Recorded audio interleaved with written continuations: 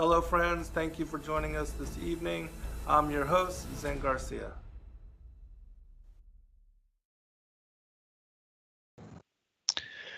The sun sets in heaven, and returning by the north to proceed towards the east is conducted so as to enter by that gate and illuminate the face of heaven.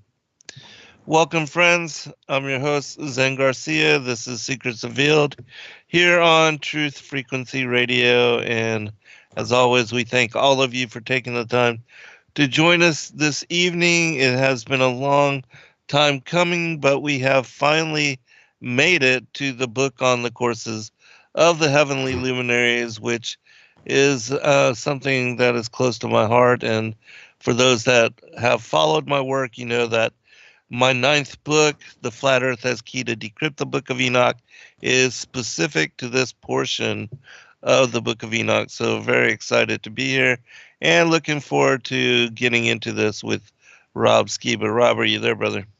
I am here. How are you, Zen? Doing all right, man. It's interesting to me that we just heard in the news feed how they admit to this being engineered from this bat virus and then accidentally released, of course, into the Wuhan province there in China. It seems like, they're starting to spill the beans on what really kind of happened with it. Yeah. Yeah, it's getting crazy. And all the people that have, made fun of and judged and condemned anybody that would speak in any manner of any government agency actually engineering a virus and then releasing it into the public accidentally, of course, but yeah. So the people are being forced to really re-examine all that they thought they knew of as truth. And some of those conspiracy theories may actually be real. Well, I mean, it certainly looks that way. I was on a show on the Holy Hand Grenade is the YouTube channel. Oh, wow. Ian Chadwick and Aaron Sampson. And he played a clip from, I believe the movie was Resident Evil. I've never seen it, but in the clip, it showed like a round table. It was a long rectangular table of elite, sitting there saying, hey, listen, the way things are going right now, it's the whole sustainable development, right? Everything's not sustainable with this many people and global warming and blah, blah, blah. And so, our plan is to go underground and we will engineer an apocalypse that will wipe everybody out, and then we'll come up and, and have a clean slate. And the person at the other end of the table is like, well, how do you propose to do this? And he said, well, we're going to release the T virus, whatever that was. And they showed a thing on basically they're going to release a virus that's going to wipe out everybody and mess up everything. And, they'll wait it out underground for a while we kill each other off in starvation and whatever, after they collapse the economy. And then they'll come up and, take over in a nice, clean world with no people. Right. And I was like, I'm watching this clip. I'm going, wow. Is this the script that they're following or what? Right. And, as crazy as that sounds, Satan seems to have convinced the elite that there are just too many people on the earth. And for some reason, the earth is too small to sustain a population of this size, and that it's their duty, the whole divine right of kings, it's their duty to implement some kind of measure to ensure that the earth can make it. Yeah, the thing is, I do a lot of traveling, or did before the lockdown, and all you have to do is fly over this country. Exactly. Just do it one time. Look out the window.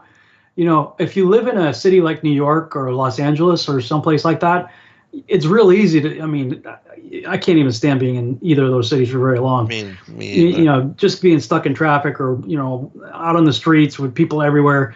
It's really, if you live in that environment, it's really easy to say, oh my God, this place is overcrowded. Like the world is overcrowded. But, all you got to do is like 50 miles out from there, Exactly. and Yeah. you're going to find a lot of land. If you fly over the country, there's just a ton of land, empty space out Right. there. And, I don't remember, I think it was something like you could put the entire population of the world, I believe, in Texas and still have like, 2 feet all around you, something like that. I forget what it was, but it's not. Look, he said, be fruitful and multiply. He built this place and made it big enough for everybody, whether you think it's a 25,000-mile circumference ball or a 60,000-mile circumference circle. Either way, it's a huge place, well able to accommodate, the commandment to be fruitful and multiply. So yeah, it is totally a satanic lie. Yeah. Yeah, absolutely. I mean, even like the whole thing with peak oil a few years back, and how we were going to run out of oil and all of that. That was another engineered lie. But yeah, exactly what you said, man. You fly over the country, especially here in the United States as well. I mean, you have of all the cities that are lined up on the coasts of the United States, like one big concrete jungle from Florida up to New York on the seaboard. But once you start moving west, I mean, there's just massive gaps and huge spaces of rural land and places where there's no inhabitants, especially when you get near the Grand Canyon and that rift that runs from Texas all the way up through Montana and Seattle and all that. I mean, just massive spaces of where there's no people at all. And yeah, but still somehow, again, Satan has convinced the elite that, with the Georgia Guidestones, that they have to reduce the population from 7 billion, I guess, is what it is now, to 500,000. Yeah, 500 million. Yeah. Yeah. So it's just, Well, it's crazy. they'll say, yeah, there's a lot of land out there, but it's not. They'll say it's not livable land. It doesn't have water, or it doesn't have whatever. And yet you could just Google, turning the Sahara into an oasis, or something like that. They figured out all kinds of, with the technology we have today, irrigation platforms and ways of rejuvenating even deserts. Right. Into an oasis. Right. So the land can be rejuvenated, water can be harvested. I mean, it's not an uninhabitable, land. I mean, Right. He made this place to be livable, So Absolutely. Although I'll tell you, man, I'm trying to do this gardening thing. Man, Yeah. I don't have a green thumb, man. Like, I could get the seedlings going, and they look fantastic, but like shortly after that, I don't know if I'm watering it too much, not fertilizing it enough, fertilizing too much sun. I don't know, man. But I went and looked at them today. I'm like, oh boy, that doesn't look good. So, like a couple days ago, everything looked fantastic. Today, I'm like, oh no. So I don't know, man. I gotta figure this. I definitely don't have a green thumb, man. Because even indoor plants, I'm like, yeah, they're good for a couple of months, and then I'm like, geez, I don't know if I water too much or not enough, or I don't know. Yeah, you have to be really careful, and then all the plants are different. They take certain amounts of water and also different soil types, and so all of that really needs to be decided upon even before you decide planting, because they need different kind of environments, even the pH of the soil, whether it's like dark soil or clay or sandy soil. All of that makes a difference. And then the things with like the wood chips and pine straw and all of that. I mean, they're temperamental, but if you get them in the right environment and the right soil, that goes a long ways for allowing them to to really be able to come up. And but again, I am no expert at all either, so but I know they're particular.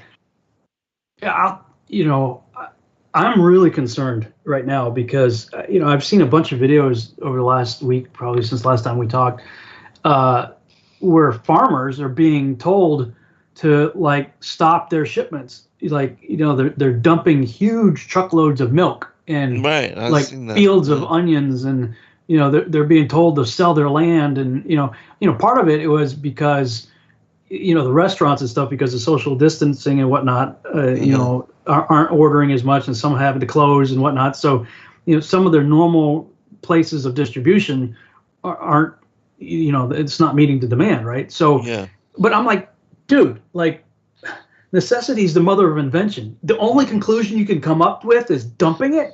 You freaking You're moron! right. Come on, It's like, there's look, homeless. the people, whether or not the businesses are open, the people that used to eat there still need to eat. Yeah, They still need to drink. So, right. I That's I crazy. appreciate some of the predicaments farmers find themselves in, but for crying out loud, come on, man! Like, start a farmers market, put lines in the dirt 6 feet apart or whatever. But Right. like dumping it, I mean, that is not a solution. How anybody in their right mind thinks that that's a reasonable solution? I mean, it proves this whole place is brain dead, man. I'm like, right. they're gonna create a famine. Right, exactly. And now I hear they're trying to ban seeds and stuff from being sold in different places, and I'm like, get it while you can. Around here, Home Depot and Sprouts are 2 places around here that still have lots of seeds that you can buy. Yeah, that's good. But I mean, that tells me that there's an agenda over and above what we already believe regarding the coronavirus. Is the fact that they're trying to withhold seeds from people being able to plant. They're telling farmers to dump the stuff that they have, and ordering them to sell their businesses and whatever, or they may have to just to survive. But it's like, come on, farmers, like, we need you. Right, exactly. Think outside the freaking box. Okay, so the restaurants aren't ordering. Okay, there's got to be someplace else that you can sell it, and there's plenty of people willing to buy it. So dumping it is not a solution. People. Right. Yeah, that doesn't make any sense at all. But I'm fully in agreement with you with regard to, they have the large industrial farms where they're trying to mass produce, and it's food that is, the genetically modified crops. And then they are also buying out all the little or the smaller organic farms. And so they're trying to corner the market on water and food and the means of control of providing that stuff for not just restaurants, but also the people in general. I mean, that whole movie of Soylent Green comes to mind with, what they are trying to do, even with the aborted fetal tissue as a food additive, how they're trying to, get us to be involved in abominations such as that. I mean, it's twisted the mindset of these people, and what they're trying to do is just, it doesn't make sense. It's not rational to the regular normal person, but then these people are schizophrenic, and have a deeper, darker agenda and are at spiritual war with us on levels that we are not able to comprehend. And that's the difficulty for people in trying to grasp what's really going on in the world. Because, again, why would you add aborted fetal tissue as a food additive? It just does not make any sense. Yeah. No, not at all. On another note, since our last show, one of our moderators, Kevin Stoll, sent me a PDF of a book by Gustav Davidson called A Dictionary of Angels, including the Fallen Angels. Oh, wow. That is cool. Yeah, it was published in 1967, apparently, but it has the whole, I mean, it's like 400 pages long. Wow. And it appears that, let me see if I can fast forward here. I'm showing it on the screen. If anybody, maybe I'll zoom in a bit here. Oops, I zoom out. Try to do it. There we go. and it has it looks like an index here, or no, it's alphabetical order. So it starts with Albiel, an angel in the service of the archangel Michael, and then it gives references wisdom of the Chaldeans. So it has like Ariel, line of God, the name of an angel found inscribed on an Ophitic Gnostic amulet alongside the name of the god Aldelboeth. Wow. So, like, it gives all the. I'll put the link in the Skype for you, and I'll drop the link in the chat room for everybody else. Gustav, what was his name again? Let me scroll back to the first page. It's called A Dictionary of Angels, Including the Fallen Angels by Gustav, Gustav Davidson. Okay. Big shout out to Kevin. Thank you, bro. Yeah, thank you, brother. Very cool resource. I'll post the link in the chat room for people. Oops, can't do that. Sorry. That's a link to my computer. I have to go look and see the link that Kevin sent me. Or Kevin, he's in the chat room. Kevin, maybe if you can post a link in there for everybody, they can download it too. Yeah, very cool. I'm going to check that out for sure. That's going to be a handy resource. 415 pages. Yeah, somebody's done their research on it. I'm glad, somebody's done that. Fascinating. Well, anything else that you want to get into before we move into the actual text? What, really quickly, what are you trying to grow? Just specifically like the salad items, the herb garden, or are you going full out? Well, pretty much full out. I mean, anything that I would like normally eat with a meal or a snack or something. So I mean, your typical salad stuff. But like I planted a nectarine tree today. Oh, cool, awesome. So and some blueberries and stuff. So fruits and veggies. Kind of the usual. Yeah. But I got to get them past because we started in the little. They give you these little growing trays.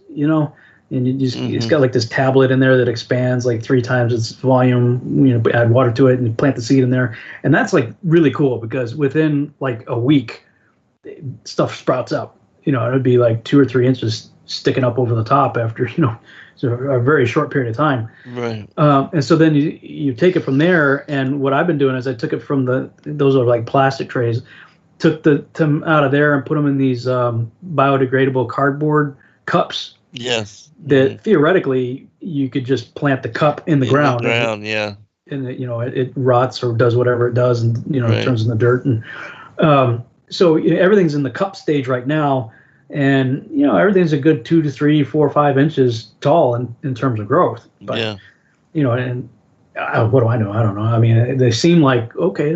I haven't planted them in the ground or in the raised beds or any pots or anything yet. They're just still in those. Mm-hmm. But I have a feeling like they weren't used to the sun, and even though it'll burn them really quick.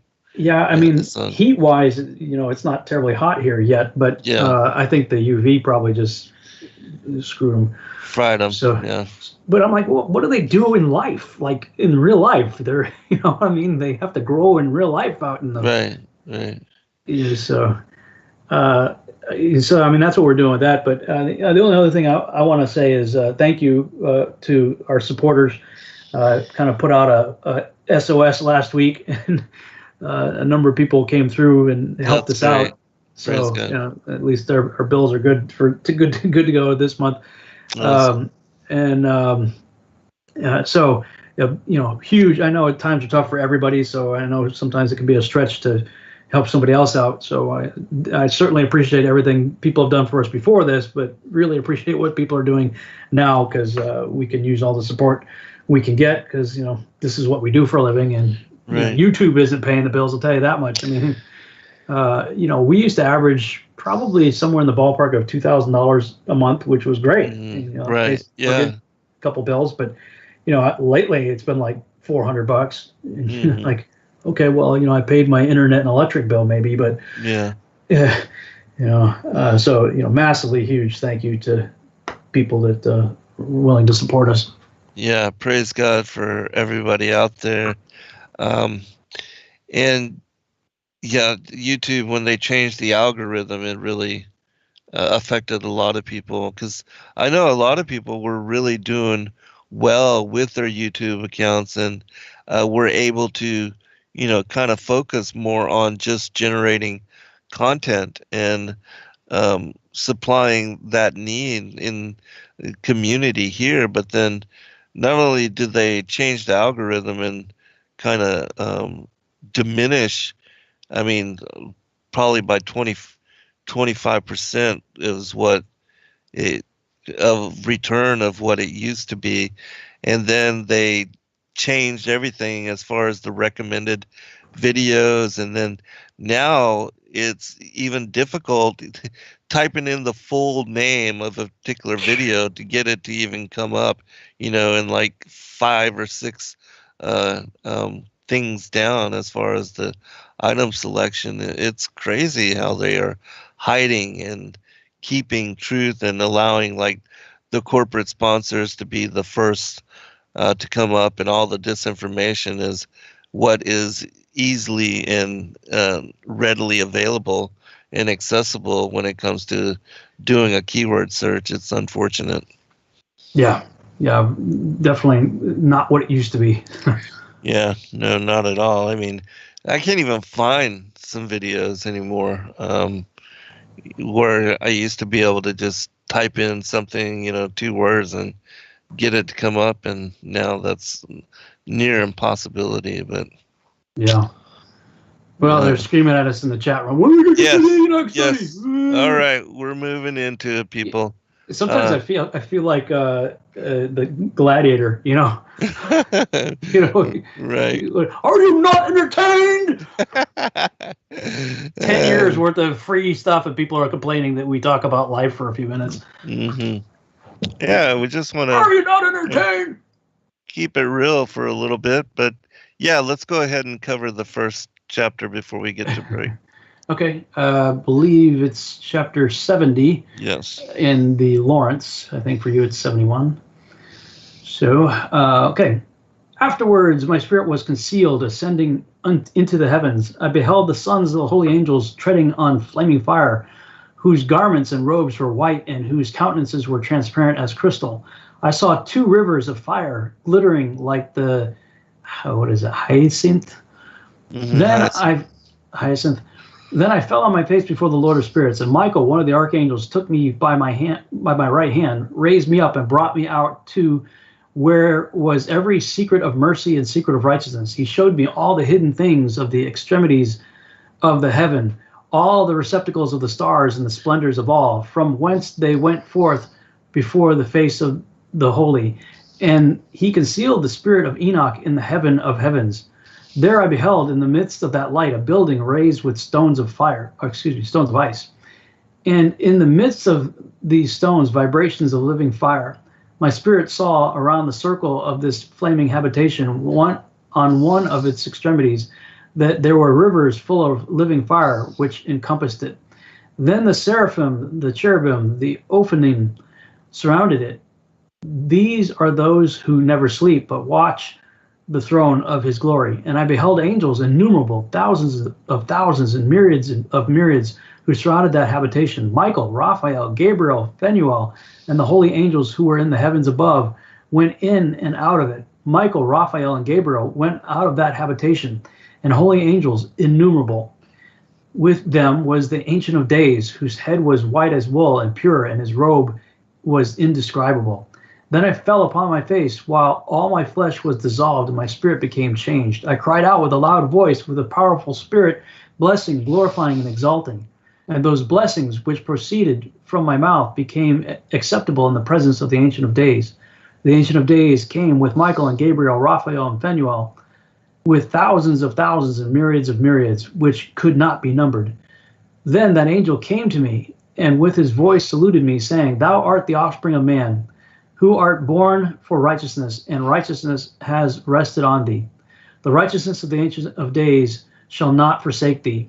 He said, On thee he shall confer peace in the name of the existing world, for from thence has peace gone forth since the world was created. And thus shall it happen to thee forever and ever. All who shall exist and who shall walk in thy path of righteousness shall not forsake thee forever. With thee shall be their habitations, with thee their lot, nor from thee shall they be separated forever and ever. And thus shall length of days be with the offspring of man. Peace shall be to the righteous, and the path of integrity shall the righteous pursue in the name of the Lord of spirits forever and ever. And that'll take us right to the break, probably. Right to the break, yes. Boom. Yeah. So we will be back. We're 10 seconds out from break, but we'll be back and we'll pick it up and we'll move forward, everyone. And the next chapter actually begins the book on the courses of the Heavenly Luminaries. So we'll be right back, everyone. Every day, questions arise.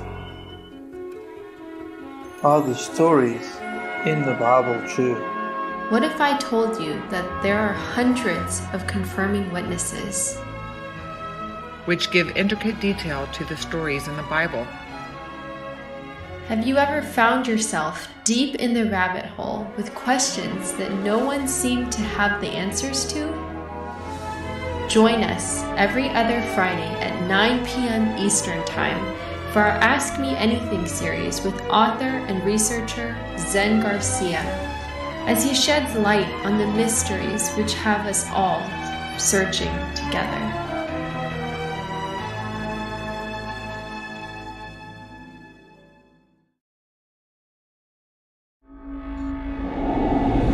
Many truth seekers are constantly studying alone. But there is a place where we can come together. The Digital Readers Club is our online ecclesia meant for those who've forsaken churchianity but still want the closeness of a family to study with. Join us every Saturday at 7 p.m. Eastern Time to put together the puzzle pieces of truth scattered throughout the ancient scriptures.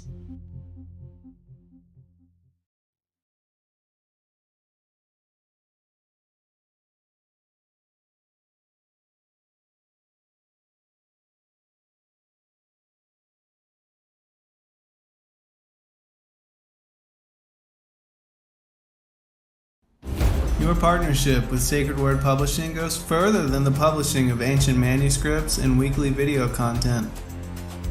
You also make a huge impact across the earth in orphanages in Myanmar, India, Uganda, and Kenya. Your support is crucial for the development of the ecclesia of real truth seekers. We thank you for joining us in hosting Secrets Revealed, Momentary Zen, the Digital Readers Club, Ask Me Anything series, and other shows that have helped lead so many to the truth of salvation. To become even more involved, please visit patreon.com/sacredwordpublishing, where you can partake in exclusive, interactive, patron-only content and help us continue shining the light of love in this darkened world.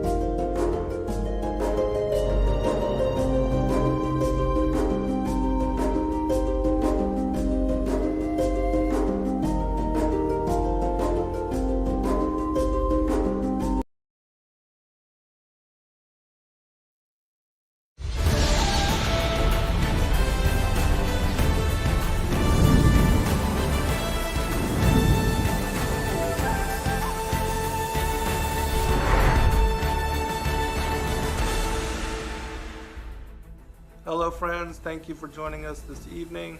I'm your host, Zen Garcia.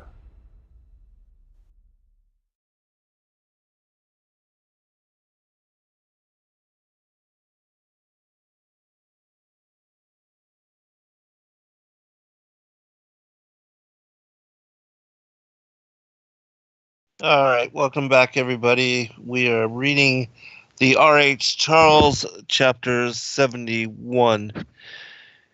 And it came to pass after this that my spirit was translated, and it ascended into the heavens, and I saw the holy sons of God. They were stepping on flames of fire. Their garments were white, and their raiment, and their faces shone like snow. And I saw two streams of fire, and the light of that fire shone like hyacinth. And I fell on my face before the Lord of spirits. And the angel Michael, one of the archangels, seized me by my right hand, and lifted me up and led me forth into all the secrets. And he showed me all the secrets of righteousness. And he showed me all the secrets of the ends of the heavens, and all the chambers of all the stars, and all the luminaries, whence they proceed before the face of the holy ones. And he translated my spirit into the heaven of heavens, and I saw there, as it were, a structure built of crystals, and between those crystals tongues of living fire. And my spirit saw the girdle which girt that house of fire, and on its four sides were streams full of living fire, and they girt that house. And round about were seraphim, cherubic, and ophanim.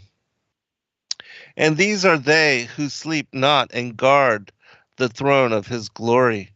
And I saw angels who could not be counted, 1,000 thousands and 10,000 times 10,000, encircling that house. And Michael and Raphael and Gabriel and Phanuel and the holy angels who are above the heavens go in and out of that house. And they came forth from that house, and Michael and Gabriel, Raphael and Phanuel, and many holy angels without number, and with them the head of days, his head white and pure as wool, and his raiment indescribable. And I fell on my face, and my whole body became relaxed, and my spirit was transfigured. And I cried with a loud voice, with the spirit of power, and blessed and glorified and extolled. And these blessings which went forth out of my mouth were well pleasing before the head of days. And that head of days came with Michael and Gabriel, Raphael, and Phanuel, thousands and 10,000s of angels without number. And he came to me and greeted me with his voice and said unto me, This is the Son of Man, who is born unto righteousness, and righteousness abides over him. And the righteousness of the head of days forsakes him not. And he said unto me, He proclaims unto thee peace in the name of the world to come. For from hence has proceeded peace since the creation of the world. And so shall it be unto thee forever and forever and ever. And all shall walk in his ways, since righteousness never forsaketh him. With him will be their dwelling places, and with him their heritage. And they shall not be separated from him forever and ever and ever. And so there shall be length of days with that Son of Man, and the righteous shall have peace and an upright way, in the name of the Lord of spirits, forever and ever. Looks like did Charles cut it short? Because I had 24 verses. Yeah, it seems like 18. There is one passage that I didn't read. It says, lost passage wherein the Son of Man was described as accompanying the head of days.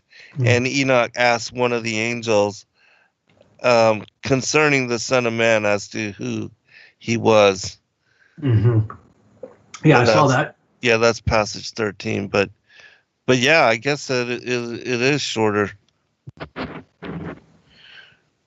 I wonder if this is the. Oops, sorry.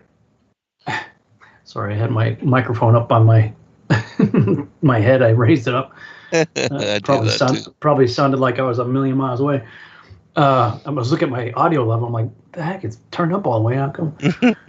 It's kind of like, where's my glasses, right? It's on your head, stupid. On your head. Dude, getting old stinks, man. Right. Do you think this is what the passage that Jude's quoting, where he talks about, the myriads of angels? He comes with the myriads of angels. Yeah, the 10,000s. Yeah. Well, I think it's more the chapter 1, but yeah, I think this is part of that whole. Still, the scene at the with the second advent, where he returns with all of the angels and all of the saints. Yeah. This is again, man. I so want to have like a budget to make something like this. Because yeah, no doubt. And to do it right. Yeah, I mean, this is epic. Yeah. Yeah, absolutely.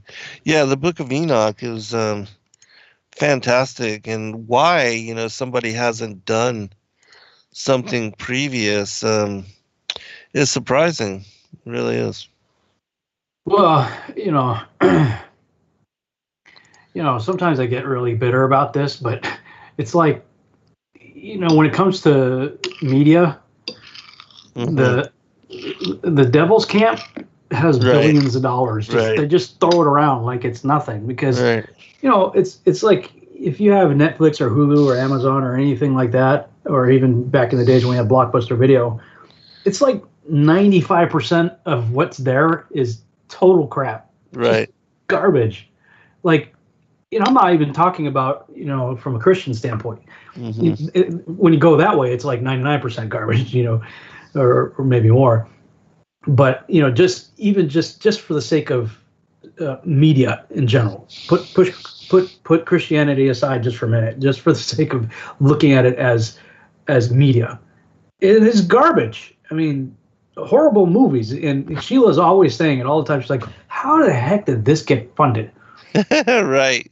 Like, you look up the budgets on some of these, and some of the big budget stuff too. But, some of the stuff is like 10, 20, $30 million budgets. And you're like, how the heck did this ever get funded?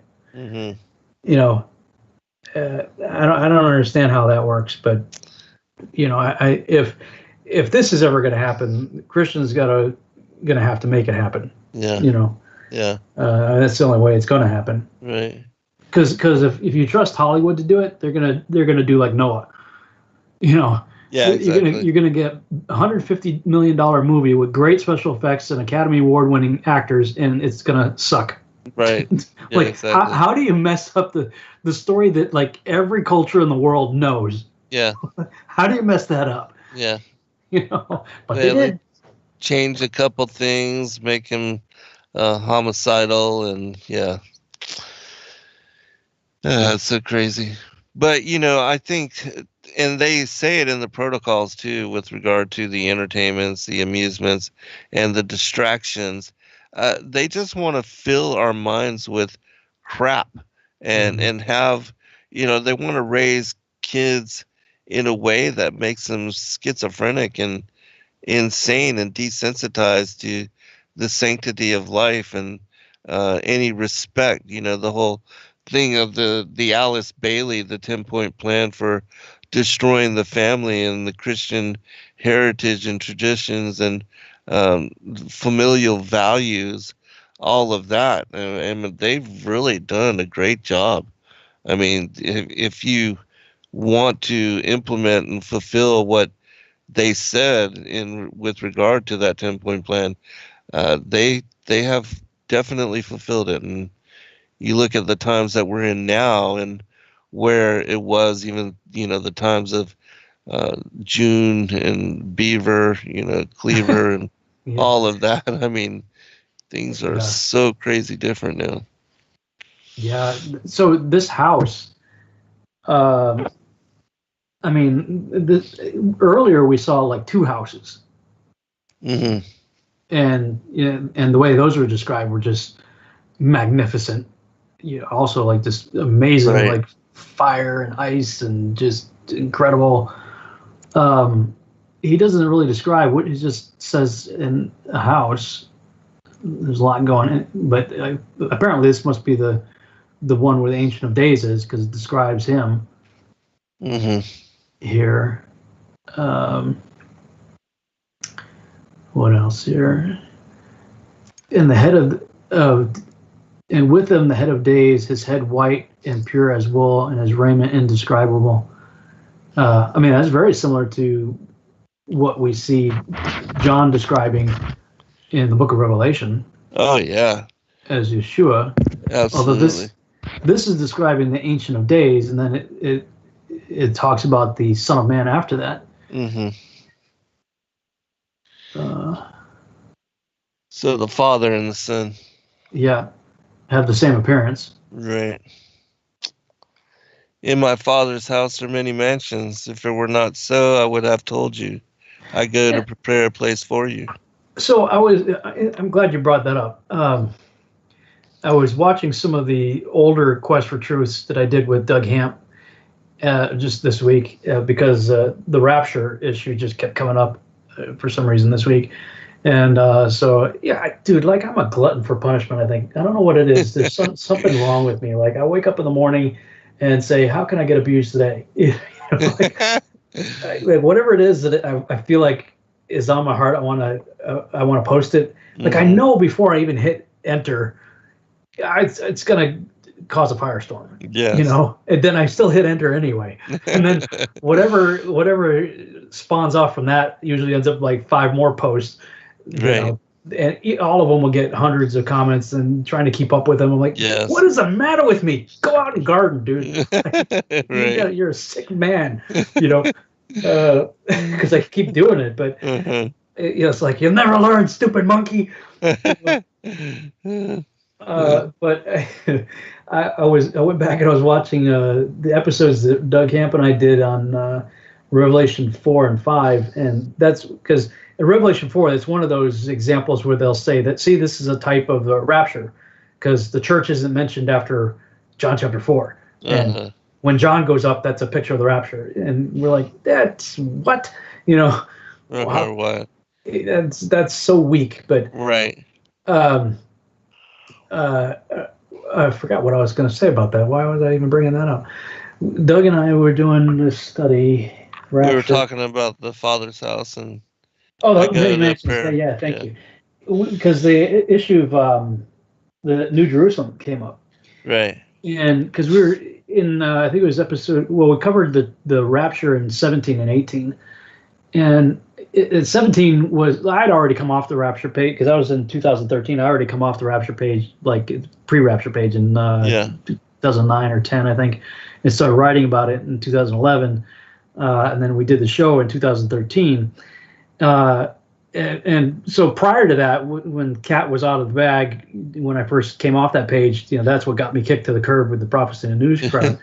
And then it was so like 17, like Doug pretty much let me just go. He piped in every now and then. You could tell that he was leaning in my direction.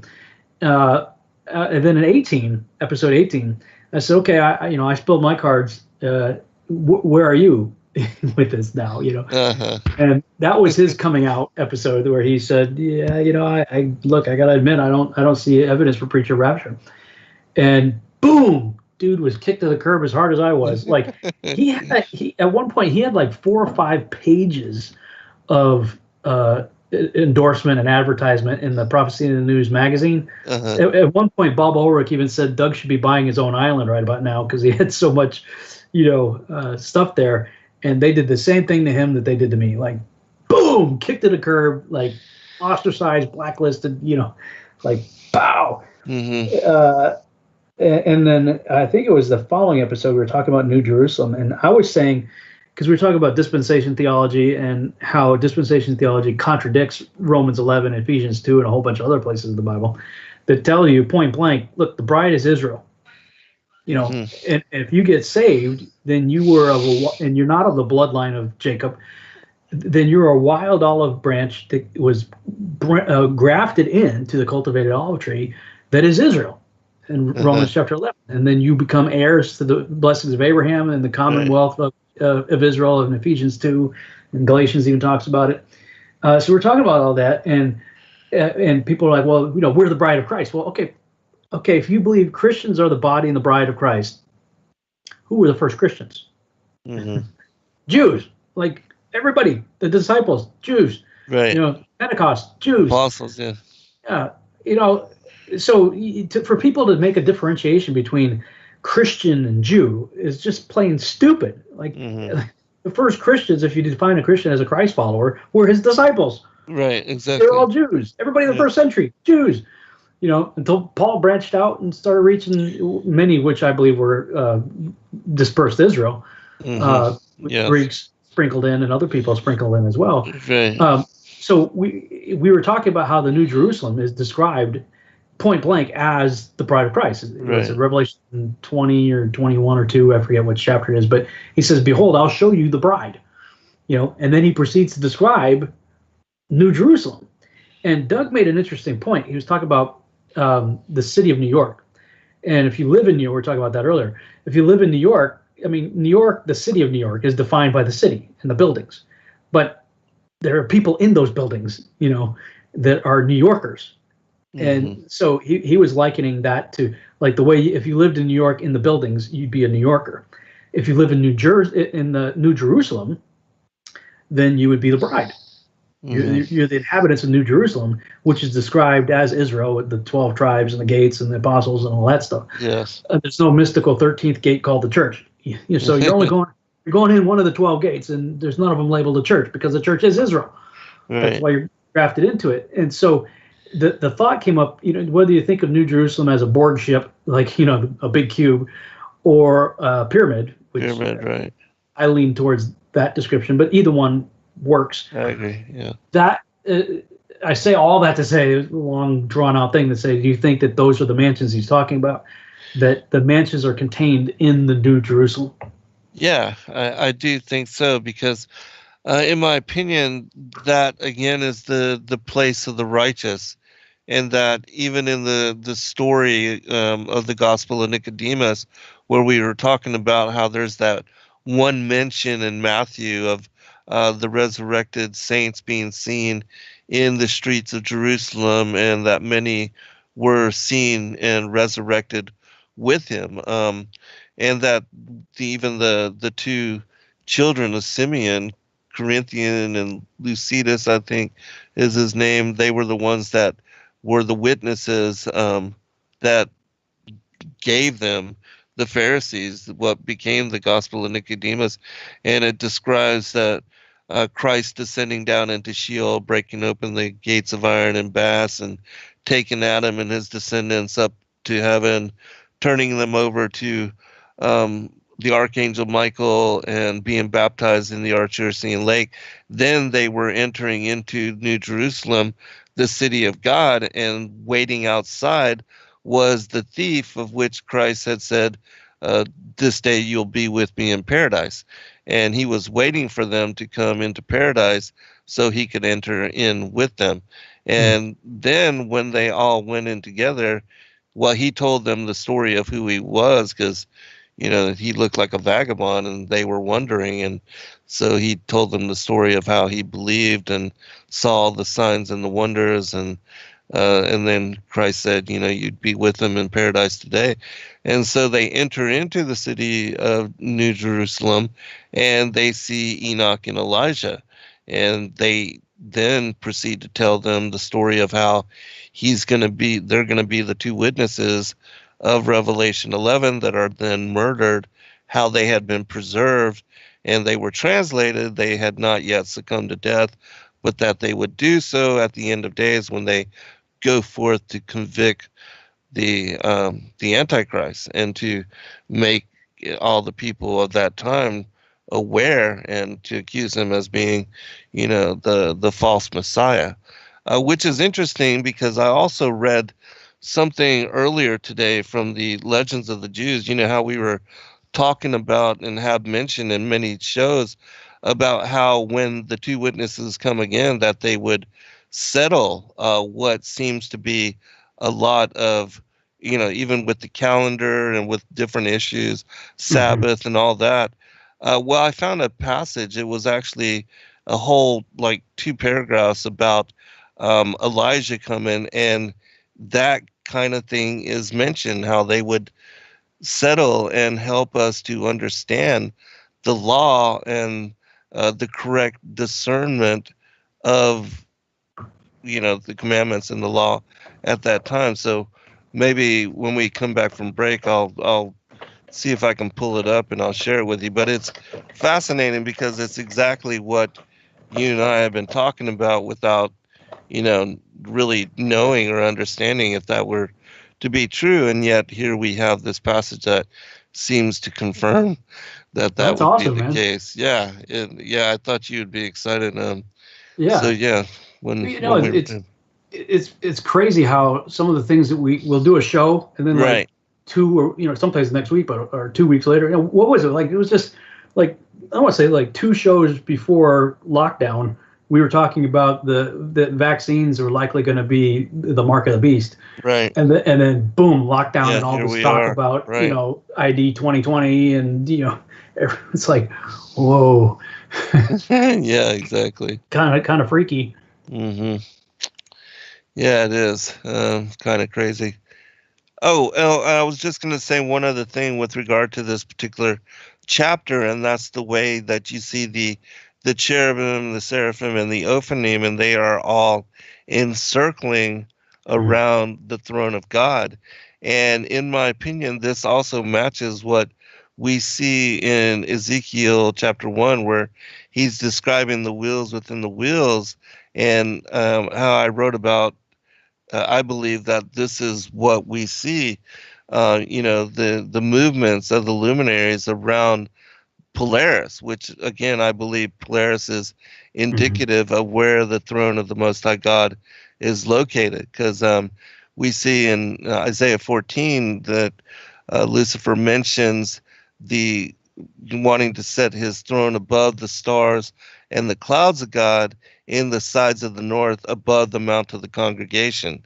And so I do believe that the mount of the congregation, again, is this Mount Meru, Mount Olympus, Mount, the Mount Zion, the spiritual Mount Zion, the mount of the congregation there at the center, this Rupus Negra, the black rock.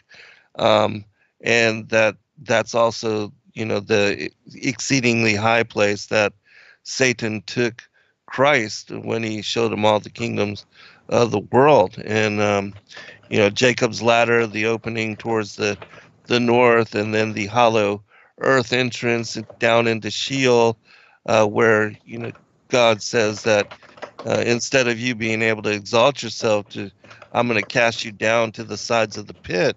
And so it seems to all fit with regard to the topography and all the descriptions of the motions of the luminaries around this one fixed star. The time-lapse photography of the motions of the luminaries over the course of an evening, and how they look like wheels within wheels. And the eyes and the circles and all that. It seems to me that this is what Ezekiel was shown, and he was shown the throne of God in similar manner than what we see in the time-lapse photography now. Yeah, agreed. When you're talking about the luminaries, I was just reminded, something caught my attention in this chapter we're just looking at: the chambers of all the stars and all the luminaries, whence they proceed before the face of the holy ones. That's always kind of intrigued me, because we are told that we don't see the sun, the stars during the day because of the light of the sun. Right. But I've launched several weather balloons, and in the daytime, and as soon as it gets, and I've actually been pretty high in some planes too. It's just pitch black up there. Mm-hmm. It's almost like, where did the stars go? Uh, when they're not out during the day. Right. People say, well, they're being seen by the other part of the world that's in darkness right now. But I mean, do you think that they actually go in and out of chambers, or are they just doing their thing up there and we just see it at different times because of the sun? Yeah, no, I don't. Yeah, as far as like the Pac-Man, how they describe the sun just moving straight across and entering a portal and coming out. No, I don't believe that either. Yeah, I don't agree with that. But what about this? Well, we'll pick it up on the other side. Yeah. Yeah. We'll be right back, everyone, for a second hour. Every day, questions arise. Are the stories in the Bible true? What if I told you that there are hundreds of confirming witnesses, which give intricate detail to the stories in the Bible? Have you ever found yourself deep in the rabbit hole with questions that no one seemed to have the answers to? Join us every other Friday at 9 p.m. Eastern Time for our Ask Me Anything series with author and researcher Zen Garcia, as he sheds light on the mysteries which have us all searching together.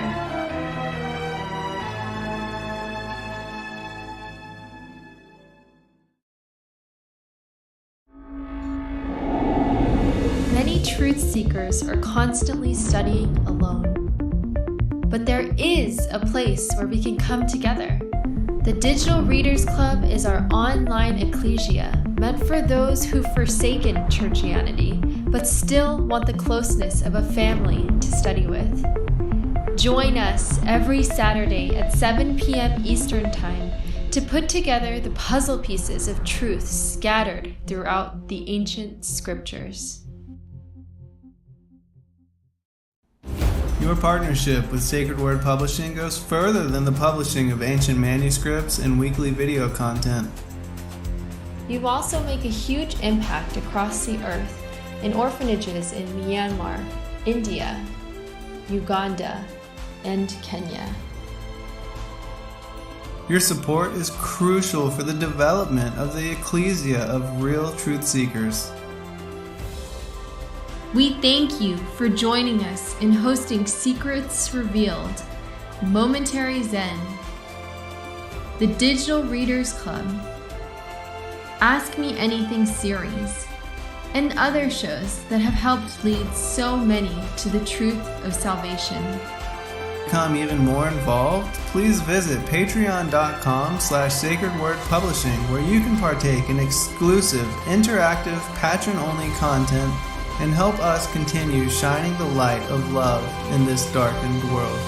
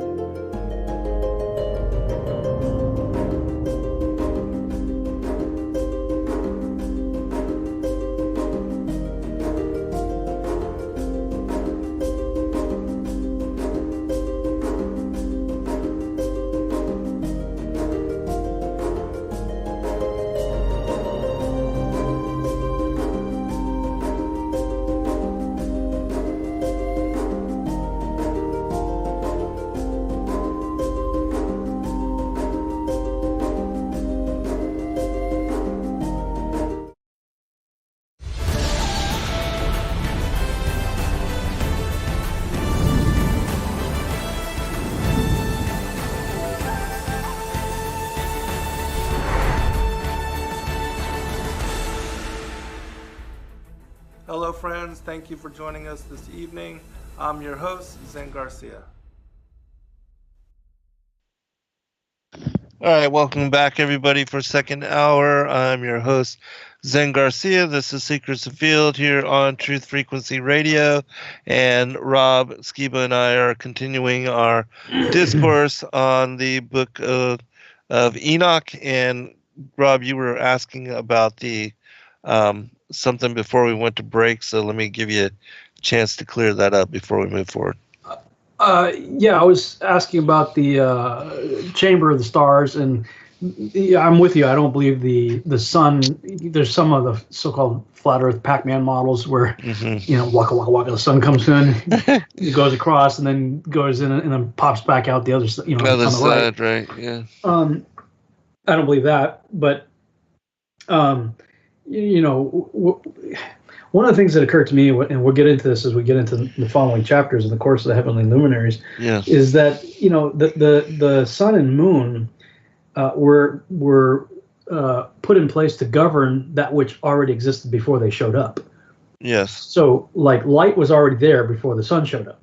Mm-hmm. So, while the sun does give light, it's governing something that was already there. I mean, there was day and night for 3 days before the sun showed up.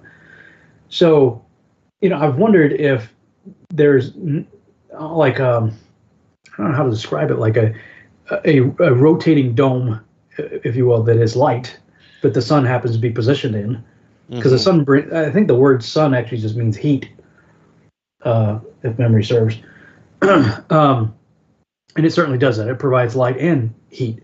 But I'm wondering, what your thoughts are on that, but specifically the passage we just read, the chambers of the stars, like when you send up a weather balloon, and people try to say, well, that's because whatever's in the foreground is so bright that it's closing down the iris. That's baloney.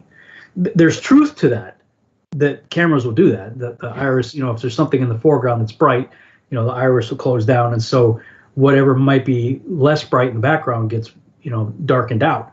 True. But send up a weather balloon with the camera pointing up, so there's nothing bright in the foreground, and it's going to be black if you send it up during the daytime. So kind of wondering, like, where do the stars go? Right. Yeah, I've noticed that too with regard to the weather balloon footage. And with regard to the chambers, as far as what is also cited as the portals and the gates of heaven, or the heavenly gates in the Book of Enoch, in my description of these particular passages, especially when it talks about the movement of the sun between these 6 gates of heaven, I believe that it is indicative of just the area, and it's a division of the space between what is the Tropic of Capricorn and the Tropic of Cancer, and that it takes 30 days for the sun to move through each one of these gates, and so it would be this span of area, and that this is what Enoch is talking about with regard to these particular gates or these portals, and I think it's the same with the chambers. But when we go into what is described as even the places where the winds come forth from, I think there are different chambers that are located in the different regions and the different areas of the sky, and that even we see that the rains, the lightnings, the thunders, the dew, the hoarfrost, all of these different elements, or what are called spirits, they hold position in these different regions, and I think that they come forth from these particular chambers, these different areas, to affect the world. Like when we get to the winds, we see that the winds are divided proportionally to the cardinal directions, and that we have a cold wind,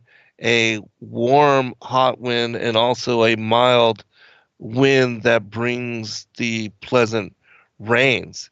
And I think, those are also linked to the positioning as far as what Enoch is describing is that there are these three windows that these different winds and these different like the southern wind, I believe, is that which is closer towards the equator, and it's a hot and a dry wind.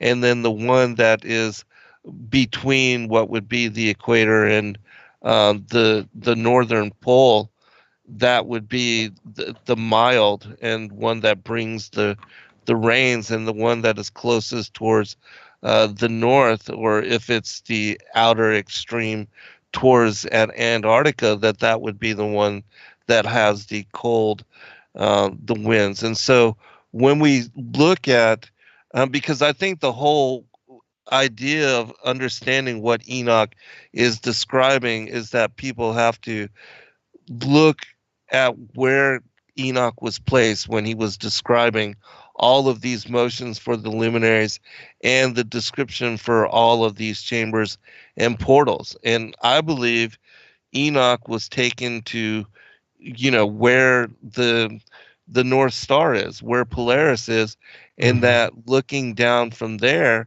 he was described the motions of all the luminaries, and that the Earth was a backdrop for all of those motions, which is why, in the very opening quote that I read at the very beginning of the show, it describes the motions of these luminaries from west to east, with the way that the sun sets, and then the sun comes back to the north and then back to the east. And if you think about that, according to the heliocentric model for understanding the world, I mean, there's no way to make sense of that motion at all, especially if you're trying to figure, well, it's the Earth that is spinning once in every 24 hours that causes the sun to set and to rise. Well, how do you get the sun going from east to west and the north to east? But again, in my opinion, when you understand that it is the sun and the moon and the other luminaries, especially the 7 planets, which the moon and the sun are included with Mercury, Mars, Venus, Saturn, and Jupiter as being the luminaries which move in circle around Polaris. Then, the stuff that Enoch is talking about can then be broken down and understood in a way that you can then make sense of all of what he is describing here in detail.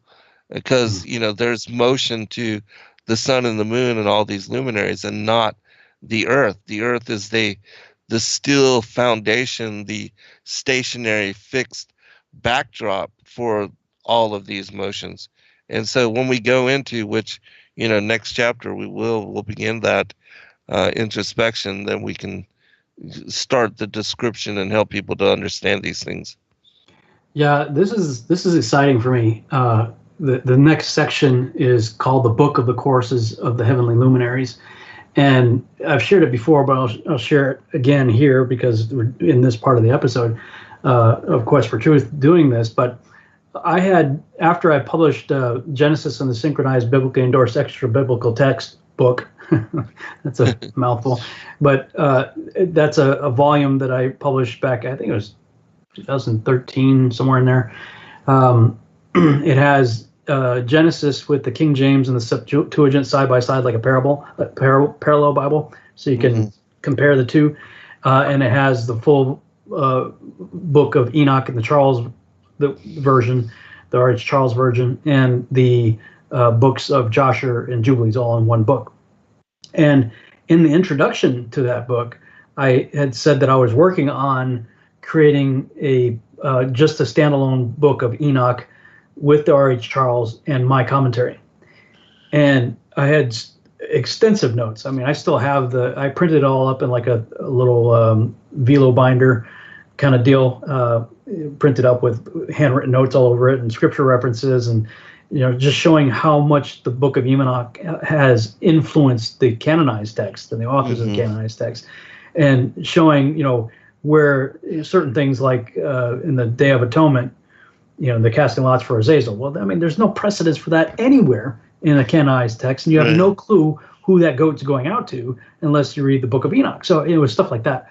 And I'd gotten all the way up to chapter 71, and something, I forget what it was at the time, got me sidetracked. And so I dog-eared the page, put the manuscript aside, and got busy with whatever else it was that I was doing. And so that would have been like mid 2013-ish sometime. 14 was probably the audio drama, the C audio drama at that time, took up quite a bit of time. And then I did the Yahuwah Triangle, was at the end of 2014.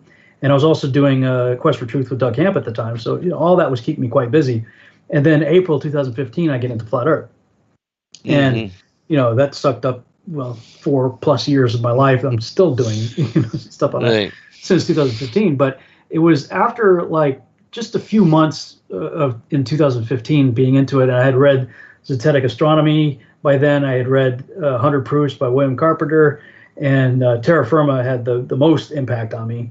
And after reading Terra Firma, I was like, geez, I wonder, I'm going to go, because I had, I'm talking within a day or two of hearing Mark Sargent's stuff, I prayed that prayer, Father, if I'm bringing preconceived biases to the text, please remove them from me, and I'm going to start over in Genesis and, let your Holy Spirit show me. Well, boom, you hit the firmament in verse 6, right? So I had already become very convinced quite early on that the Bible was a flat earth book. And that's what prompted a massive blog that eventually got so big that I said, I need to just create a whole website, dedicated to this topic. And hence Testing the Globe was born, testingtheglobe.com. People in the chat room are wondering, where the verses are for the Bible verse as well. You can go to testingtheglobe.com/bible.html. And that's where you'll find the verses that I was looking at then. There's been many that have come up since then. So it was probably, first it became convinced the Bible said it. Then I saw, what those 3 books I mentioned had to say. And then I'm like, geez, I wonder what the Book of Enoch has to say about it. And I went and picked up my manuscript. And what do you know? It was dog-eared to this page. Yeah. And I just had to laugh, man. I was just like sitting there because, I looked at the title, this big, bold title right here, The Book of the Courses of the Heavenly Luminaries. And now I remember having read it before when I was in the heliocentric globular Earth mindset, Copernican model mindset. And this was complete gibberish. Yes. Like we loved Enoch for, what it had to say about the Watchers, the fallen angels, the Nephilim, and all that stuff, and even about the Son of Man. But this was complete and total gibberish. And, for people who are out there that aren't yet on the Flat Earth page, just listen to what we're about to read. And try to, if you accept Enoch with any measure of credibility, and this is the thing, it's like either Enoch is valid or it's not. You can't say, well, I like the Nephilim stuff, but I'm not going to accept the Son of Man stuff, Dave Murphy. You can't say, oh, I like the fallen angel stuff and the Nephilim stuff, but I'm not going to accept the Flat Earth stuff. L.A. Marzulli, Steve Quayle, Tom Horn, Doug Hamp, et al. It's like, no, take the whole thing, man. Like it's either true and accurate about the Nephilim and the fallen angels and all that stuff and the Son of Man and the Course of the Heavenly Luminaries, or it's not. Or it's not, exactly. So with that preface in mind, let me go over to the Charles. Now, I don't think I've ever read the Lawrence. I don't think I've ever read the Lawrence Course of the Heavenly Luminaries, so it'll be interesting to see if there's anything that stands out here. Right. Yeah, that's going to be very cool. Here we go. The Book of the Revolutions of the Luminaries of Heaven, according to their respective classes, their respective powers, their respective periods, their respective names, the places where they commenced their progress, and their respective months, which Uriel, the holy angel who was with me, explained to me, he who conducts them, the whole account of them, according to every year of the world forever, until a new work shall be effected, which will be eternal. This is the first law of the luminaries. The sun and the light arrive at the gates of heaven, which are on the east, and on the west of it, at the western gates of heaven. I beheld the gates whence the sun goes forth, and the gates where the sun sets. Now, I'm going to address this right here. Sun sets. Somebody was like, oh, the Bible says the sun sets. Well, yeah, your English translation says that. If you look up the Hebrew word, it means come and go. Right. Now, from our perspective, it looks like it rises and sets, just like an airplane cruising at 35,000 feet. When it enters our visual perspective, it looks like it rises till it comes straight up over us and then sets as it goes down behind us. Yes. But it's going perfectly parallel over the earth. Right. So that's exactly what the sun's doing. So it's not inappropriate for them to say that it sets, because that's the visual perspective. That's what it looks like. But the Hebrew word used there is come and go, which well, that's what we believe. In which gates also the moon rises and sets, and I beheld the conductors of the stars among those who precede them. 6 gates were at the rising, and 6 at the setting of the sun. And these respectively, one after another, are on a level. And numerous windows are on the right and on the left sides of those gates. First proceeds forth that great luminary, which is called the sun, the orb of which is as the orb of heaven, the whole of it being replete with splendid and flaming fire. Its chariot, where it ascends, the wind blows. The sun sets in heaven, and returning by the north to proceed towards the east, is conducted so as to enter by that gate and illuminate the face of heaven. In the same manner, it goes forth in the first month by a great gate. It goes forth through the fourth of those 6 gates, which are at the rising of the sun. And in the fourth gate, through which the sun with the moon proceeds, in the first part of it, there are 12 open windows, from which issues out a flame when they are opened at their proper periods. When the sun rises in heaven, it goes forth through his fourth gate 30 days, and by the fourth gate in the west of heaven on a level with it descends. During that period, the day is lengthened from the day, and the night curtailed from the night for 30 days. And then the day is longer by 2 parts than the night. The day is precisely 10 parts, and the night is 8. The sun goes forth through this fourth gate and sets in it, and turns to the fifth gate during 30 days, after which it proceeds from and sets in the fifth gate. Then the day becomes lengthened by a second portion, so that it is 11 parts, while the night becomes shortened and is only 7 parts. The sun now returns to the east, entering into the 6th gate, and rising and setting in the 6th gate 31 days on account of its signs. At that point, or at that period, the day is longer than the night, being twice as long as the night, and becomes 12 parts. But the night is shortened and becomes 6 parts. Then the sun rises up, that the day may be shortened, and the night lengthened. And the sun returns towards the east, entering into the 6th gate, where it rises and sets for 30 days. When that period is completed, the day becomes shortened precisely 1 part, so that it is 11 parts, while the night is 7 parts. Then the sun goes from the west, from that 6th gate, and proceeds eastward, rising in the 5th gate for 30 days, and setting again westwards in the 5th gate of the west. At that period, the day becomes shortened 2 parts, and is 10 parts, while the night is 8 parts. Then the sun goes from the 5th gate, and sets in the 5th gate of the west, and rises in the 4th gate for 31 days, on account of its signs setting in the west. At that period, the day is made equal with the night, and being equal with it, the night becomes 9 parts, and the day 9 parts. Then the sun goes from that gate, as it sets in the west, and returning to the east, proceeds by the 3rd gate for 30 days, setting in the west at the 3rd gate. At that period, the night is lengthened from the day during 30 mornings, and the day is curtailed from the day during 30 days, the night being 10 parts, precisely in the day 8 parts. The sun now goes from the 3rd gate, as it sets in the 3rd gate in the west, but returning to the east, it proceeds by the 2nd gate of the east for 30 days. In like manner, also it sets in the 2nd gate in the west of heaven. At that period, the night is 11 parts, and the day 7 parts. Then the sun goes out at that time from the 2nd gate, as it sets in the 2nd gate in the west, but returns to the east, proceeding by the 1st gate for 31 days, and sets in the west in the 1st gate. At that period, the night is lengthened as much again as the day. It is 12 parts precisely, while the day is 6 parts. The sun has thus completed its beginnings, and a second time goes around from these beginnings. Into that gate it enters for 30 days and sets in the west in the opposite part of heaven. At that period the night is contracted in its length a fourth part, that is one portion, and becomes 11 parts. The day is 7 parts. Then the sun returns and enters into the second gate of the east. It returns by these beginnings 30 days, rising and setting. At that period, the night is contracted in its length. It becomes 10 parts, and the day 8 parts. Then the sun goes from that second gate and sets in the west, but returns to the east and rises in the east in the third gate, 31 days, setting in the west of heaven. At that period, the night becomes shortened. It is 9 parts, and the night is equal with the day. The year is precisely 364 days. The lengthening of the day and night and the contraction of the day and night are made to differ from each other by the progress of the sun. By means of this progress, the day is daily lengthened and the night greatly shortened.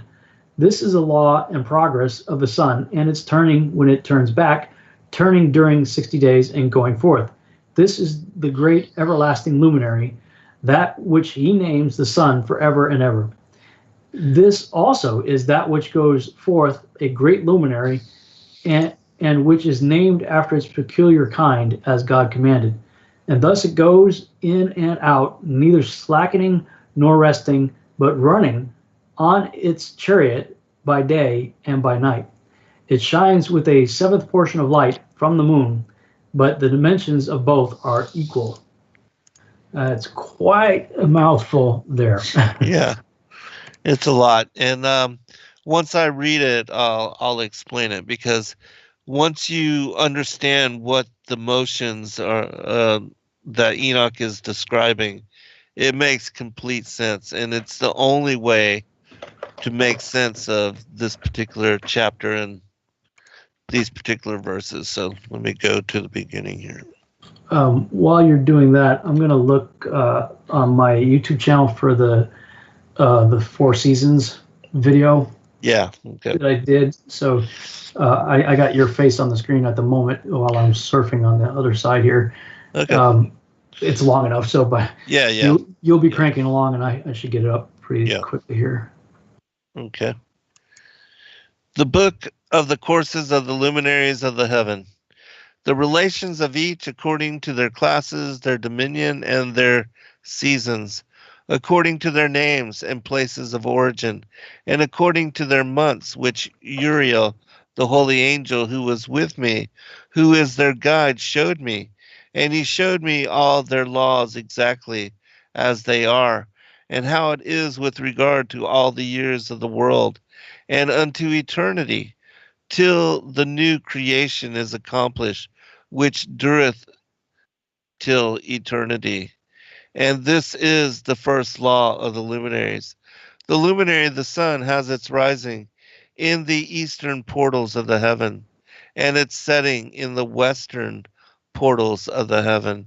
And I saw 6 portals in which the sun rises, and 6 portals in which the sun sets, and the moon rises and sets in these portals, and the leaders of the stars and those whom they lead, 6 in the east and 6 in the west, and all following each other in accurately corresponding order. Also many windows to the right and to the left of these portals. And first there goes forth the great luminary named the sun, and his circumference is like the circumference of the heaven, and he is quite filled with illuminating and heating fire. The chariot on which he ascends the wind drives, and the sun goes down from the heaven and returns through the north in order to reach the east, and is so guided that he comes to the appropriate portal and shines in the face of the heaven. In this way he rises in the first month in the great portal, which is the fourth.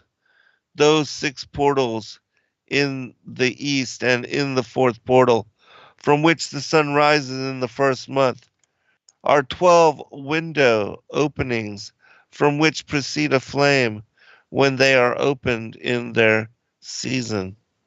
And when the sun rises in the heaven, he comes forth through that fourth portal 30 mornings in succession, and sets accurately in the fourth portal in the west of heaven. And during this period, the day becomes daily longer, and the night nightly shorter to the 30th morning. On that day, the day is no longer than the night by a ninth part, and the day amounts exactly to 10 parts, and the night to 8. And all right, we'll be right back, everyone, and we'll help you to understand all this. Every day, questions arise. Are the stories in the Bible true? What if I told you that there are hundreds of confirming witnesses? which give intricate detail to the stories in the Bible. Have you ever found yourself deep in the rabbit hole with questions that no one seemed to have the answers to? Join us every other Friday at 9 p.m. Eastern Time for our Ask Me Anything series with author and researcher Zen Garcia, as he sheds light on the mysteries which have us all searching together.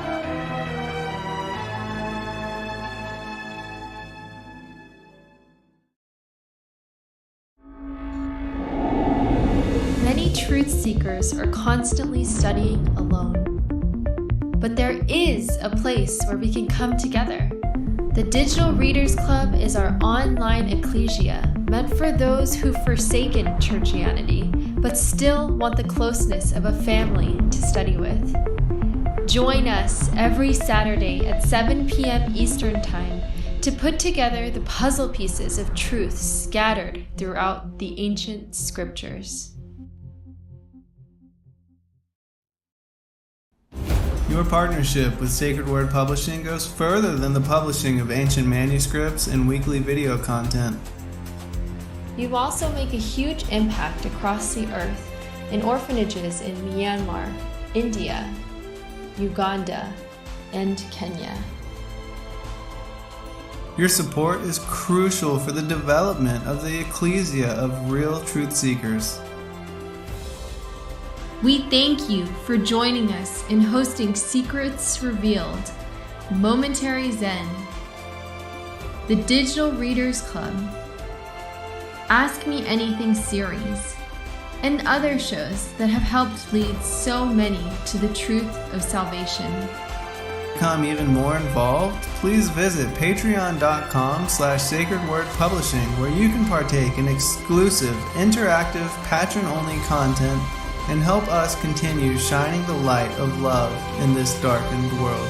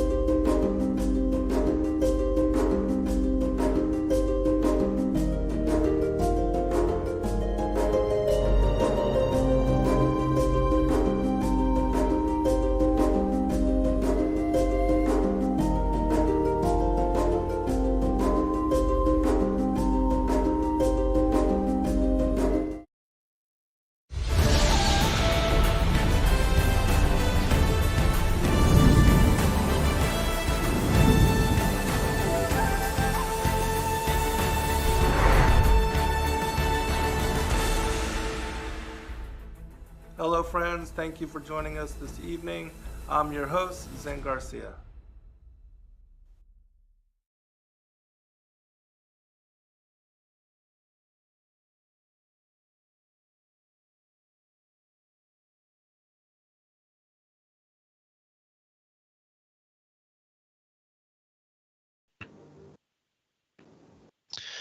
All right, welcome back, everybody, for a final segment. The show is going by so quickly again. But I'll get back into this passage so that we can at least explain this portion of the text before moving on from the show. Continuing. On that day, the day is longer than the night by a ninth part, and the day amounts exactly to 10 parts, and the night to 8 parts. And the sun rises from that fourth portal and sets in the fourth and returns to the fifth portal of the east 30 mornings and rises from it and sets in the fifth portal. And then the day becomes longer by 2 parts and amounts to 11 parts. And the night becomes shorter and amounts to 7 parts, and it returns to the east and enters into the sixth portal and rises and sets in the sixth portal 1 and 30 mornings on account of its sign. On that day, the day becomes longer than the night, and the day becomes double the night. And the day becomes 12 parts, and the night is shortened and becomes 6 parts. And the sun mounts up to make the day shorter and the night longer, and the sun returns to the east and enters into the sixth portal and rises from it and sets 30 mornings. And when 30 mornings are accomplished, the day decreases by exactly 1 part and becomes 11 parts and the night 7. And the sun goes forth from that sixth portal in the west and goes to the east and rises in the fifth portal for 30 mornings and sets in the west, again in the fifth western portal. On that day, the day decreases by 2 parts and amounts to 10 parts, and the night to 8 parts. And the sun goes forth from that fifth portal and sets in the fifth portal of the west and rises in the fourth portal for 1 and 30 mornings on account of its sign, and sets in the west.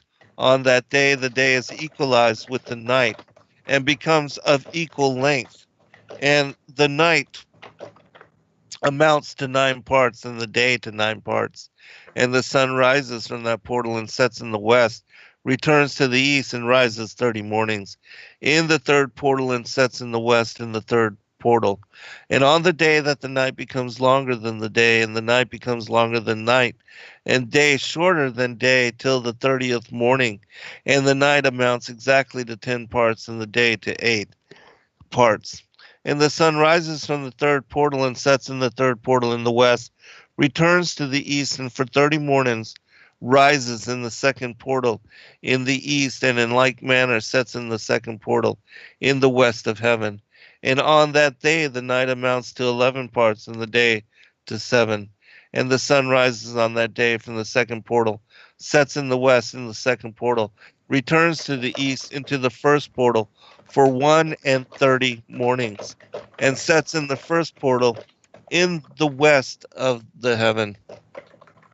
And on that day the night becomes longer and amounts to the double of the day, and the night amounts exactly to 12 parts, and the day to 6.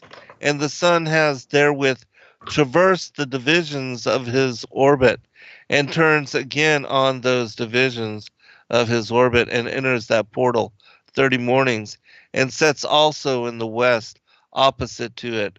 And on that night has the night decreased in length by a ninth part, and the night has become 11 parts, and the day 7 parts. And the sun has returned and entered into the second portal in the east, and returns on those his divisions of his orbit for 30 mornings, rising and setting. And on that day the night decreases in length, and the night amounts to 10 parts, and the day to 8. And on that day the sun rises from that portal, sets in the west, and returns to the east, and rises in the third portal for 1 and 30 mornings, and sets in the west of heaven. On that day the night decreases and amounts to 9 parts, and the day to 9 parts. And the night is equal to the day, and the year is exactly as it to its days 364.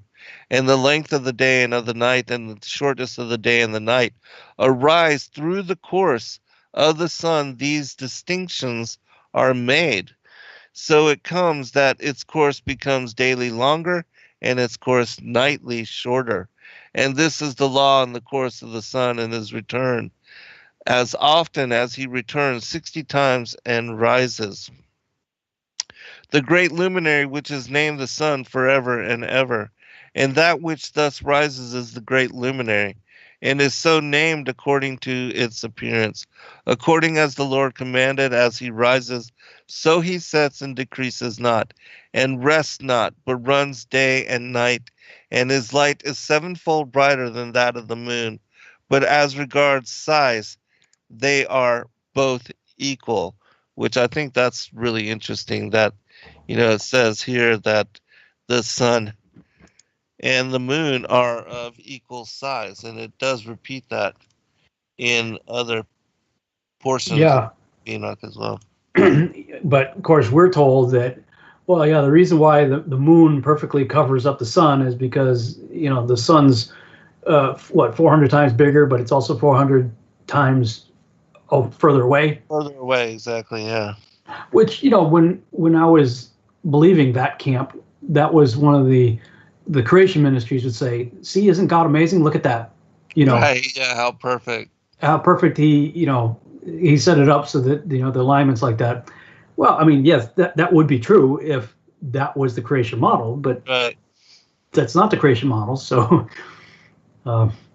yeah, so I've got I don't know if you can see it on your end, but while you were talking, I had the model that I created going there. I know you've probably got something that has more of the gates and everything visually depicted. Yeah, I'm showing an image now. I'm sharing my screen, so tell me if you can see it. Nope, I can't, but let me go to Skype because, hang on a second, I want to switch over because, it'll be on the Skype thing. I should be, there we go. Yeah. Yeah, I can do that. Okay, there we go. Good. Okay. All right, so for everybody that just listened to that very lengthy portion, I'm going to break it down and explain what Enoch is describing. First, these numbers you see here, 1, 2, 3, 4, 5, and 6. This represents the 6 gates of heaven. This orange circle here, this is the Tropic of Capricorn. The yellow circle at the very inner portion of this, that's the Tropic of Cancer. And then you have the purple, which is the equator. That's the median between the two. And so Enoch describes the movement of the sun through these 6 gates of heaven. And he begins the description of the sun's movements when it is between the 3rd and the 4th gate, which is exactly where the equator is. And you'll notice that he describes that the day and the night are exactly 9 portions. When you multiply or divide the 18 portions of the day to a 24-hour period, it equals to 1.3333 hours in length. And so that's what he's describing. And so it takes the sun 30 days to move upwards from the equator here to what is the 5th gate. So it's moving 30 days through the 4th gate, which the 4th gate is the area right above the equator, going towards the Tropic of Cancer. And then you have the 5th gate right above the 4th gate. And so it takes it 30 days to move through that as well. And then, Enoch describes that the day is getting longer as it moves towards the Tropic of Cancer. And then when it reaches the 6th gate, you'll notice that it takes 31 days for it to go through this particular gate. And that's because it takes 1 day for the sun to reach the Tropic of Cancer and then to reverse course and to begin moving southward back towards the equator. And so when it is on the equator, that is the vernal equinox. That's the beginning of spring. That's the month of Nisan. And then we have it moving up here towards the Tropic of Cancer for 91 days, and it will reach the Tropic of Cancer for the summer solstice, and then it will reverse course. And this is exactly what Enoch is describing as these gates of heaven. And then it descends 30 days down through the 6th gate, 30 days down through the 5th gate, and then 30 days down through the 4th gate until it reaches the equator once more. And then that is the autumnal equinox. And Enoch describes, the day being 9 parts and the night 9 parts, because again, it's equal 11.999 hours of day and hours of night. And then it moves southward into southern latitudes, and it descends 30 days through the 3rd gate, which is right below the equator, heading towards the Tropic of Capricorn. And then it descends another 30 days through the 2nd gate, and then 30 more days, 31 days to the Tropic of Capricorn. So whenever it reaches the equator or reaches the tropics, that there will be an additional day for it to either cross the equator or to reach the tropic and to reverse course and begin moving back in the other direction. And so this is the winter solstice, the shortest day of the year or the longest night of the year. And this usually happens around December 21st. And then it reverses course and begins to move back up towards the equator again. And so it will move up through the 1st gate for 30 days, and then another 30 days to go through the 2nd gate, and then it will take 31 days to go through the 3rd gate and to reach the equator once more. And that's the description of the year according to all that Enoch is describing within this particular chapter. So it's basically the sun moving from the equator to the Tropic of Cancer, and then back to the equator, and then to the Tropic of Capricorn, and then back to the equator for what is the fullness of God's solar year, which is 30 days through each one of the gates, and then you have 4 days for the equinoxes and the solstices, giving us a 364-day year. So that's all that Enoch is describing here in this particular, this particular chapter. But notice these circles. This again, these are the areas that comprise the 6 gates, or the portals, or what is called the gates of heaven.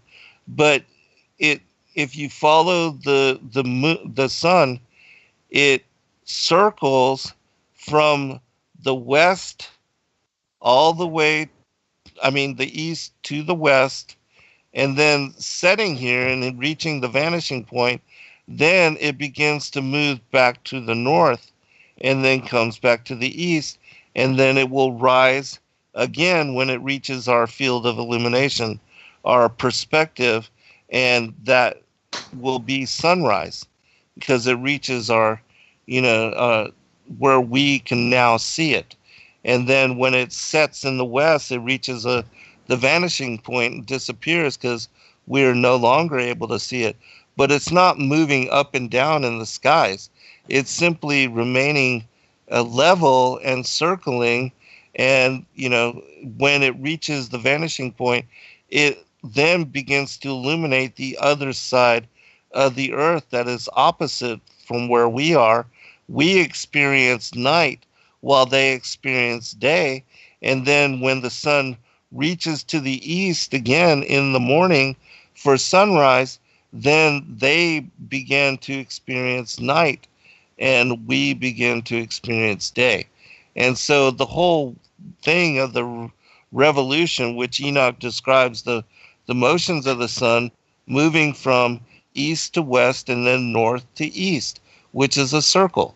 So you can only explain and understand these motions and how in this chapter Enoch is describing them as creating the seasons and the movement of the sun back and forth between the Tropic of Cancer and the Tropic of Capricorn to create what is the 364-day solar year.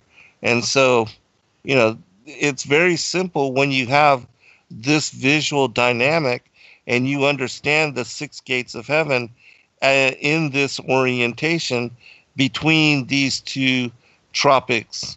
And then you have, of course, the equator as the median in between. And so when you have this visual and you can understand that the earth is a backdrop for these motions, then it makes sense that this is exactly what we see over the course of the year. That, when the sun is on the equator, it will be directly in the middle. And then when it reaches the Tropic of Cancer, that is where the sun reaches its northern limit.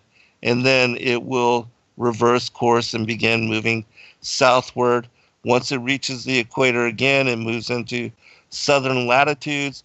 Those of us that are in northern latitudes, we experience fall and winter.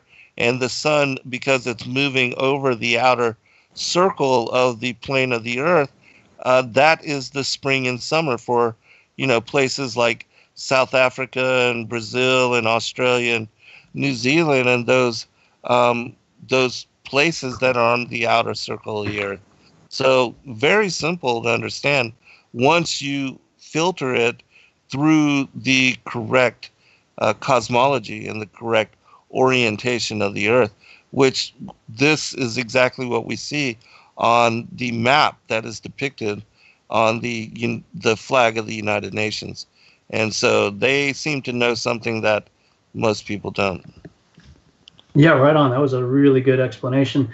You've got a rather thick book on that. You want to talk about that real quick? Yes.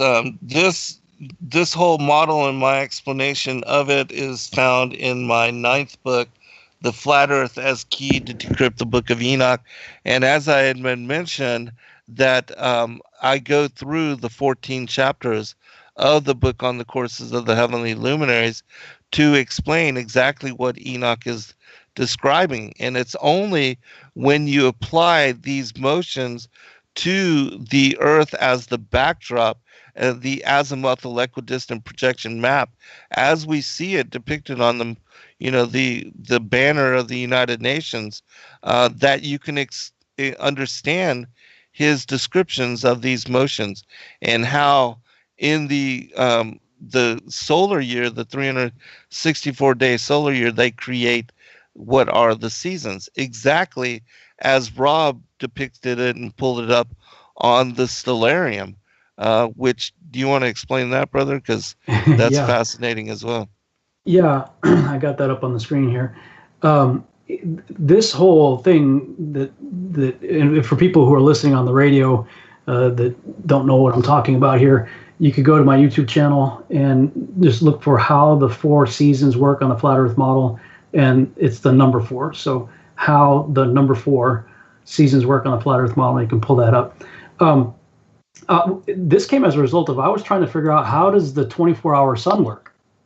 Because people are saying, well, see, that's proof of a globe, is that you can see the sun for 24 hours in some places in Antarctica. So, I was like, well, how does that work even on the globe, right? So I went on Stellarium, which is heliocentric globe-based software. Okay, I'm going to say that again. Heliocentric globe-based software. That's Stellarium. It's not made by flat earthers. Okay. Now, the software allows you to pick your location where you're going to view the sky. And so I put it in, I think it was like on the Ross Ice Shelf or somewhere in there where people claim to see the 24-hour sun. And that was in question. I believe that there's 24-hour daylight, but the question was, do you actually see the orb of the sun for 24 hours? So I wanted to see what Stellarium would do, and it allows you to pick the type of camera you want, and you can move the camera around so you can look north, south, east, or west. And I picked a fisheye lens camera, so it'd give me the maximum field of view. And I pointed the camera straight up into the sky, and then pulled it into the earth. And it allows you, the software allows you to turn off different things. So you could turn off the ground plane. You could turn off it has the labels for the constellations. You could turn off the stars. You could turn off all that stuff. So I turned everything off except for the sun and moon. That's the only thing I left on in the software. Pulled the camera down so I could see all 4 cardinal directions, north, south, east, west, with the fisheye lens, and then set it up to play a full year at fast speed. So I set it for January 1 to the end of December, hit go, and recorded it. So all you see is the sun and moon going in circles over a black background. Now, when you do that, right now what you're seeing on the screen, the sun and moon are going clockwise. When I did it in the software, it was counterclockwise because the perspective was from the ground looking up. So when I saw what it was doing and how it went in an inner circle and it sped up and went into an outer circle, in heliocentric globe-based software, I said, wait a minute. So I wonder what this would look like on the flat Earth map. So I got the AE map, put it there, and just using video software, punched the blackout, like with a key, like you do green screen, punch the blackout. So all you see is the sun and moon going around over the azimuthal equidistant map. And then all I did was flip it horizontally. So instead of going counterclockwise, it's going clockwise because now I'm looking down from above. And it made this happen. Like heliocentric globe-based software showed, and I didn't really realize it's so like blatantly obvious until I put them side by side. And you can see the counter. I have January, like what's on the screen right now, January 6th and June 6th, side by side. And you can see the seconds and minutes are going, together. They're in sync. So time is in sync. Well, the only way that works when you have an outer rim in an inner circle is for the outer circle, the sun and moon have to be going faster, and the inner circle has to be. I did nothing to alter this imagery other than flip it horizontally so I could key it over the map. And I'm going, what? Are you kidding me? Like, Stellarium, heliocentric globe-based software just explained how the 4 seasons work on the flat Earth map. And I wasn't even looking for that. That wasn't what I was like, I figured that out by accident. I'm going, wow. And then you got like Kent Hovind and other people like, on your map, the sun is speeding up and slowing down. What's making it do that? I'm like, you got a bigger problem, Kent. You got to explain how that's working on the spinning heliocentric globe-based software. Right. If the Earth is spinning and orbiting, what is giving the illusion, if you will, that the software is showing you accurately of the sun and moon moving faster? Exactly. You got a bigger problem on the globe than I do on the flat Earth map, Kent, and others. Right. And, what you were able to elicit as movements for, the Stellarium, the software, again, is exactly what Enoch describes in this chapter of the book. And so, and he also describes that the days, as the sun's moving towards the Tropic of Cancer, the days get longer until it's twice as long when it reaches on June 21st for the summer solstice. The day is twice as long as the night. And then once it reverses course, the days start to shorten until it reaches the equator again and equal 9 parts. And then once it reaches the Tropic of Capricorn, and it has to move faster because it's covering a much longer and wider area. And again, which shows that there's not a 24-hour sun in the way that it is in the Arctic, in the southern latitudes. It's not the same. It's very much different. And the sun is moving very much faster, which the people that are out there, they explain that, the nights, the sun moving so fast, darkness comes upon them very quick. Yeah, that was the thing. When I first put this up there, I started getting comments from people that live like in Australia and New Zealand saying, well, people who grew up there their whole life, they wouldn't know the difference. you know, that's just they see it do what it does, you know.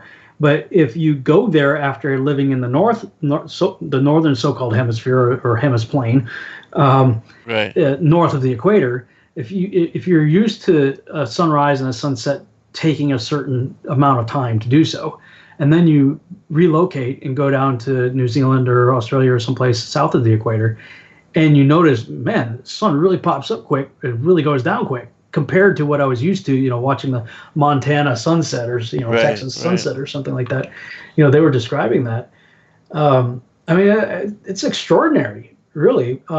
But I mean, when you realize this whole thing is a magnificent clock, absolutely, that the Father created, and he said he put the sun and moon and stars up there to be for signs for seasons, you know, in time.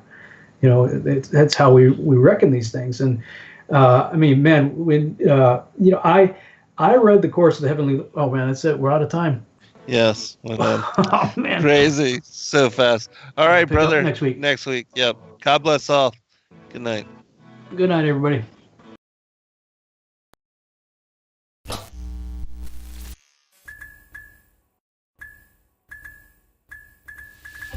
Thank you everybody for joining us for this video and this broadcast. We appreciate all of you and thank you for your patronage. Please do like and subscribe and share with your friends. God bless all of you in your seeking.